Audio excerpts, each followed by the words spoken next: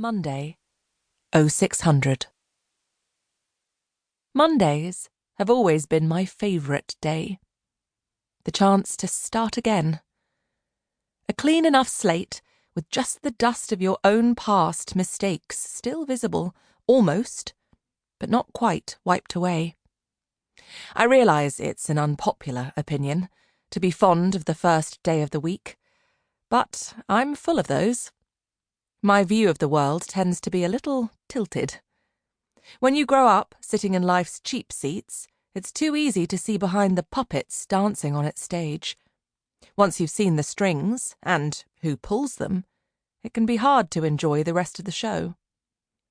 I can afford to sit where I want now, choose any view I like, but those fancy-looking theatre boxes are only good for looking down on other people. I'll never do that. Just because I don't like to look back doesn't mean I don't remember where I came from. I've worked hard for my ticket, and the cheap seats still suit me fine. I don't spend a lot of time getting ready in the mornings. There is no point putting on makeup just for someone else to take it off and start again when I get to work. And I don't eat breakfast. I don't eat much at all. But I do enjoy cooking for others. Apparently, I'm a feeder. I stop briefly in the kitchen to pick up my Tupperware carrier, filled with homemade cupcakes for the team. I barely remember making them. It was late, definitely after my third glass of something dry and white. I prefer red, but it leaves a telltale stain on my lips, so I save it for weekends only. I open the fridge and notice that I didn't finish last night's wine, so I drink what is left straight from the bottle, before taking it with me as I leave the house. Monday is also when my rubbish gets collected.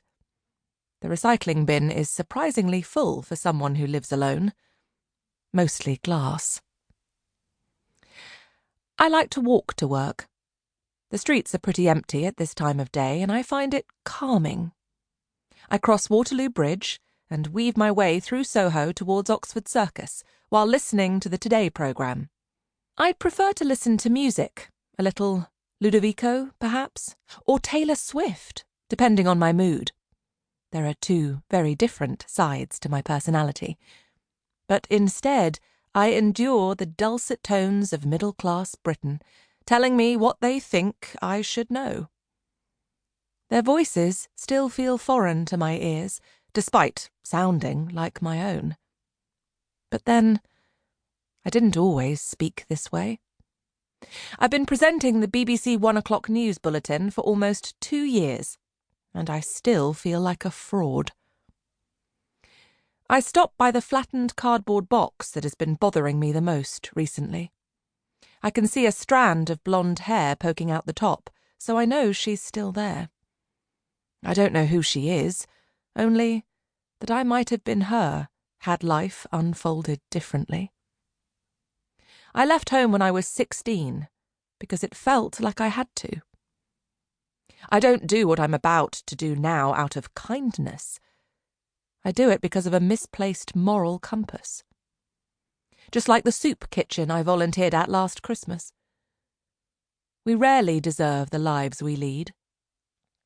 We pay for them however we can, be it with money, guilt, or regret.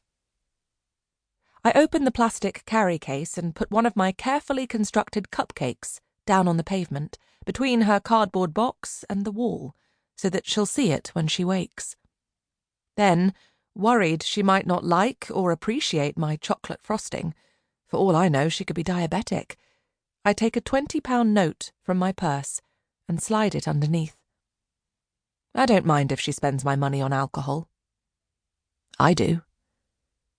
Radio 4 continues to irritate me, so I switch off the latest politician lying in my ears. Their over-rehearsed dishonesty doesn't fit with this image of real people with real problems. Not that I'd ever say that out loud or on air during an interview. I'm paid to be impartial, regardless of how I feel.